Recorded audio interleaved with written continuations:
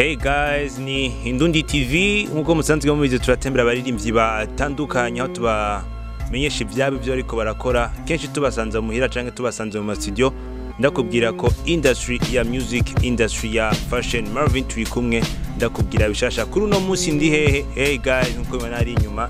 ikwaba Preeze 30 nako akaye gatandatu. Niwe turi kumwe aho hari byinshi byavuzwe na cyane ku gipara cabonetse. Hey, bimeze gute? Preeze turi kumwe. Preeze ndakura mu kiti. Namahoro. Namahoro menshi cyane. Igipara gutega Preeze. Igipara kweli kweli mwabibonye tu nyine ego mugabo ni mishatsi yagarutse ubuye. Igipara twabonye mu minsi ngaho ubucagize canke karaga Photoshop. Bimeze gute? Ifoto yari yajyanye. Ifoto ni yakera mu akaje karakano kubwenge gashasha nyine tu. Kuri iki kubikora bijya? Oya ni just amwe uvuga ati ko vuba ndi mu guhindura hairstyle, ngindure look, nako ndaraba kameme style nogira mu minsi imbere yo kumwa kwera. Ndapropose hari za matrace za dreadlocks za muganyisha matsko zigira ko sinabwagire skinhead umva rero kuba foko babimenyera kujya ndashaka guhindura umwanya n'umwanya. Nuko kuntu utoshobora kwimwesha. Sindiho novanga inyimosho ntusinzi. Hago nuko ntari imwesha kwera zose ndamaze kuzigaragaza presque zose. Okay, Preeze tugaruke ku muziki wawe haretse igihe kitari gito uri mu gacerere wagarutse n'indirimbo tone ngo ni nyinshi azo tubona ukiri kurakora tukabimenya.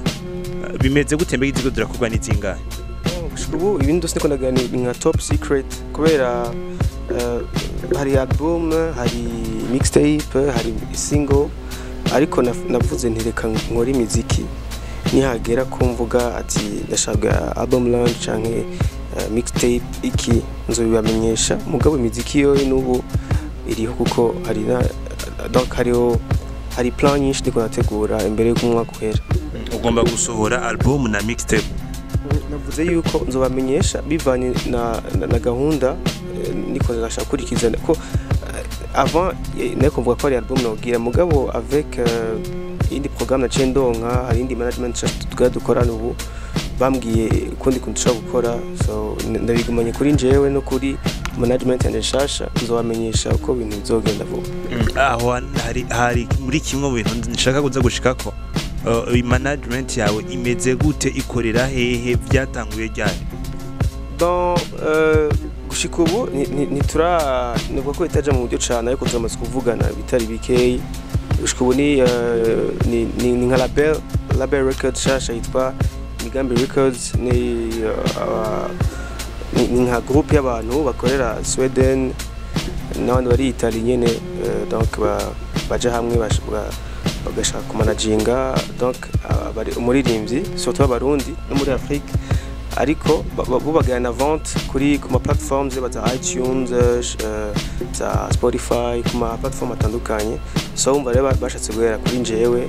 ama trying to gukora ibintu kugenda neza. Ahetse iki kingana gute mutanakorana nabo? Ni presque nk'ukwezi mugabo nta bintu turakorana kuko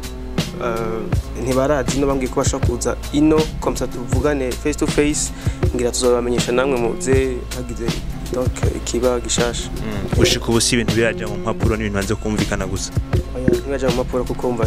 ntibari ino mugabo naziko mbere yo kumwa kohera bashobora kwashika live twabonana. No kuvuga ko ubu ushobora kubura kora wenyene kuko uzokora bitaja muri iyo label ako iguma ari vya Preeze imbere yo kwinjiramo. That's what I'm doing kuko urumva je cyo nkora gusa ubu ico two turagani ko tushaka gushira imiziki ku ma platforms yose hose iTunes, Apple Music, Spotify n'ahandi hose ku buryo umuntu wese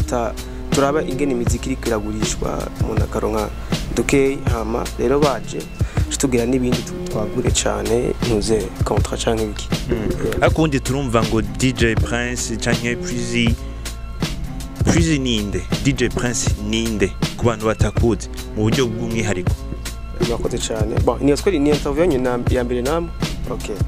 Reka mbere kwanze ku mazina y'abavyeyi banyise Prince Regis na Igejeje. Preeze nawe yaje gute canke DJ Prince mbere rero mu DJ of course and mu DJ nyene c'était vers les années 2005 6 7 du DJ ndabandanya 2008 okay 2009 rero niho naronse abagenzi twigana tuzoturaga ama freestyle mu ishuri haje mu professeur temps libre beat ku meza iki kugorana freestyle okay hama 2009 turasaba umuziki wacu wa mbere urumva mbwa naye nkiri mu DJ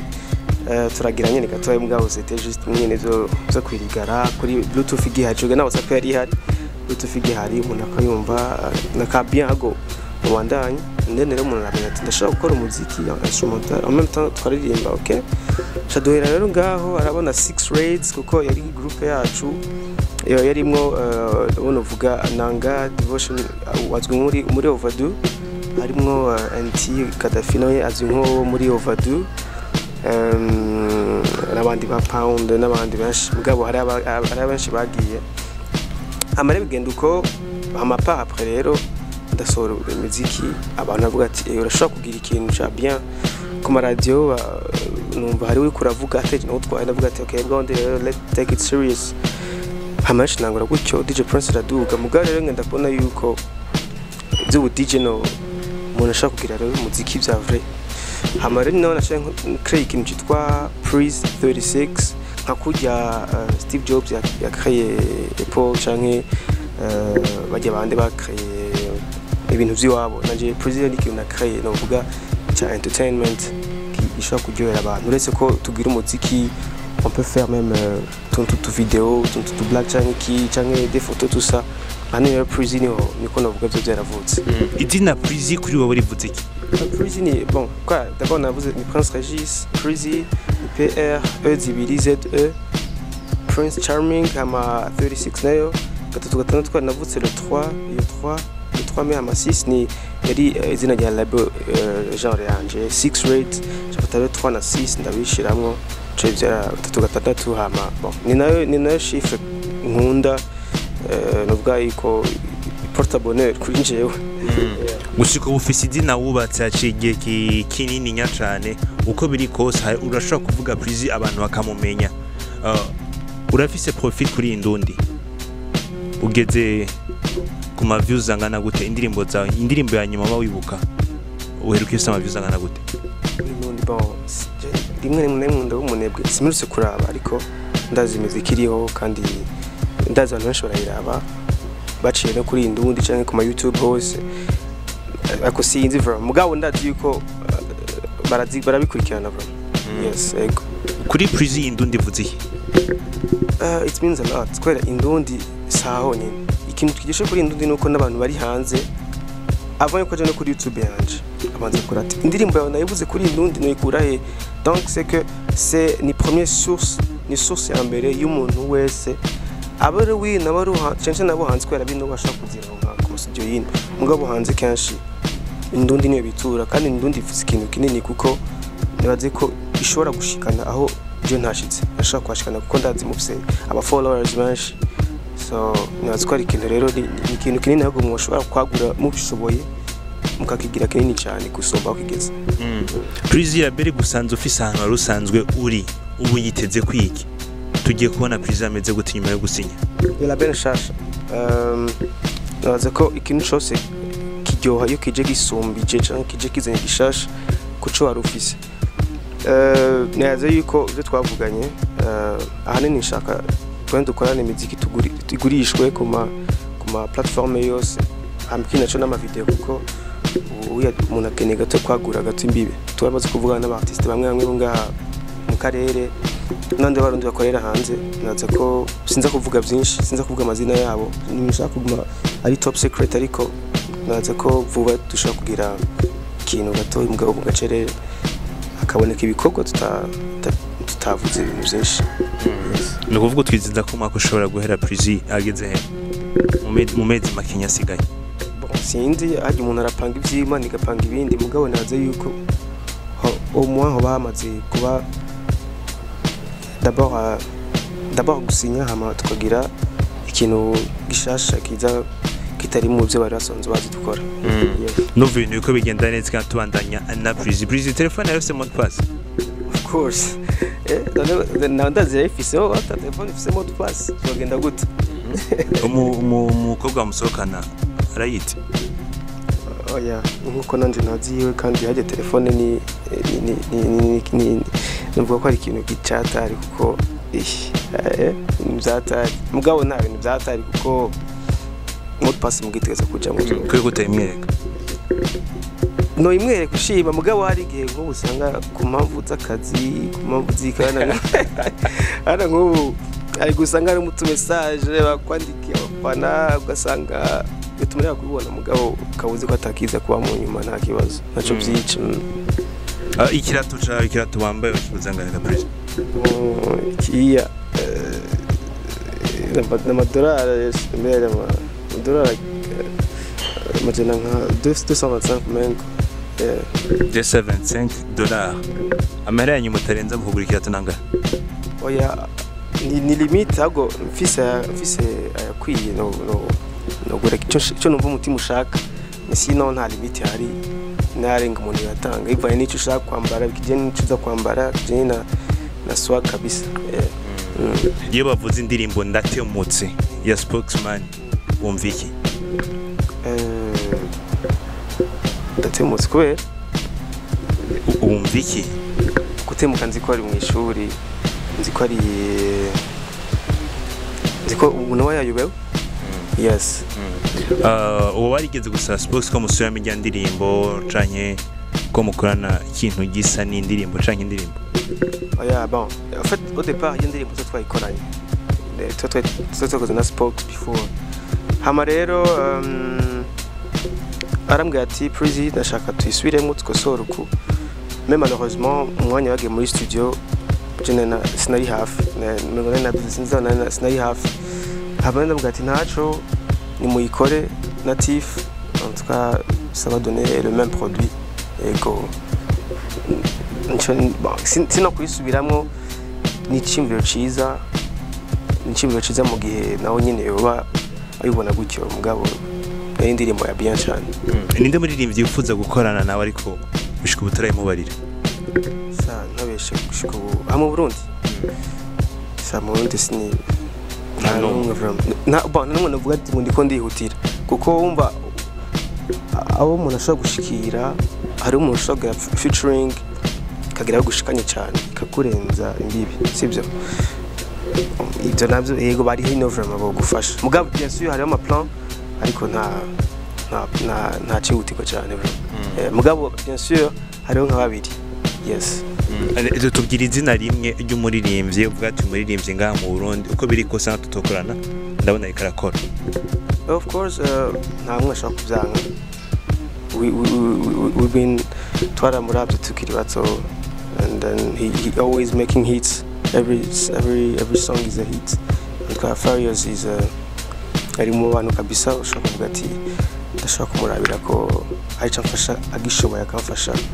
yes the Farious is he's doing great he's doing a great job kabisa yes ni kihe kintu tutazi kuri Preeze cyabaye kuri Preeze that's a tough question ikintu mutazi cyabaye kuri njyewe shaka ngica mumbwira muri sens yayo ikintu nyene cigisanga cyane ikintu nyene kibi cyakubaye ko tutazi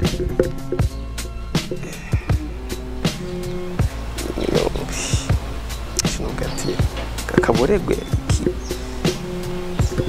kumbure ko tukati oya ni murambona kwa mwe mugabo oya bon kaboregwe umuntu agata kugenda kunywa twasabikira last summer kugenda kunywa mu gatondo 11h gacutaha indi 11h undi munsi tigeze utaha abavyeyi telefone yazimye ntibaza aho uri batanguje no kurondeza hirya no hino ikintu nazo ko ari ikintu kitaryoshe kandi natwe Indundi tarikizi ambwa nikiryoshe no kukivuga banje kujya umutima amenye mugabo nico kintu mugati vraiment yatari kabisa dusa nabarangiza turi ku musozo w'ikiyago ca Indundi na Preeze ari amajemerwa kwandika kuri status yawe kuri WhatsApp uvuga ko umuntu arashobora kuba wabuze ikintu mugamanika gutegura ikindi kintu ciza canke umuntu mwiza bivuze iki bijya wanditse bijya it's simple kind of ndazi yuko bifite byakubwiye ku buzima bwawe sibyo bashaka kuba kera warifuza ndako karo gato bashaka kuba kera warifuza nka telefone ya iri touch ukayifuza ukayibura mugabo apre ukaronka peut-être the best phone muri umwaka icyo ni ikintu cyo kwarifuza umukunzi like ana kera nkajya kuba twigana ko mwifuza sana mugabo apre ugasanga peut-être non c'est fois 10 mieux urabibona cyangwa akaba ikinshi muzi mushaka gushaka muri uwo mwanya ukakibura ntuyi blaming cyangwa ujye umuhari mana God has a good plan for you numva nakwihebura nico nshatse kuvuga ati nakwihebura gusukara hari byiza bisumba ibyo wari witeze wewe peut-être ni kumwifuza cyane kumushaka nibaza ko kugira come on kugira umushaki ubanza kumwifuza sibyo marvelous barasatse kugira umwifuze kugira umushaka ubanza kumwifuza kugira umushaka ubanza kumwifuza cyangwa kugira umwifuza ubanza kumushaka kugira ikintu gishaka ese ko wanje kucifuza sino shaka ijya modoka ntabanje kuyifuza parce que I know modoka shaka on déplacer ndayifuza mbwa ndashaka kwishaka hariho two ways hariho kwishaka no kwishaka bashobora ati niko ndayirondera mu kirundi urabibona okay Preeze ijambo rya nyuma ko dukurikirana abatanguranye iki kirago natwe ico ushobora kubabarira n'akajambo kanyuma ku Ndundi ibyo ushima canke ndashima ku Ndundi. Okay, Indundi TV ni Preeze 36 cyangwa DJ Friends kwanza maje kubashimira ko mwanyumviriye arazigiye kirikire kandi this is the first time with Indundi and ndajoyewe cyane ariko twekorana kandi byinshi hamisho nabwiye nuko abafan cyane hari ibikorwa byinshi tabateguriye tuvuga ngo ibikorwa byinshi amabiga bibandanye kuko ndishure n'ibikora bizi mugabo uyu mwanya uriho and then we're going to work byiza cyane muziki ryoshe doza bien so nubabwira ko mwaja kuri page yanje mukalikinga first Instagram Twitter Snapchat host Twitter everywhere amanda bama makuru mashasha video zishasha na malinki mishasha yes urakoze cyane Preeze twizere ko nihaboneke n'ibindi bishasha by'ikoza Preeze ko muzotwakira of course we keep in touch kabisa murakoze cyane merci beaucoup thanks Indundi Niyatswe mushoboye kumva byinshi cyane twari kumwe na Preeze niwe mutumire wacu mo sinzi ko biva ko yari mutumire canke yadutumye ko twashitse mu ariko niwe yari kuri Indundi TV tuganira kuri byinshi kuri label yiwe na cyane kuri igipara benshi bibaza sivyo namba Preeze na igipara afise abandi bashimiye shimira abarundi mwese aho muri kwisi ndababwira ko ama video n'imvura ama video ni menshi cyane n'ibindi mubandanya mubibona kandi mubyumva ko ari rimvyi banyu bashasha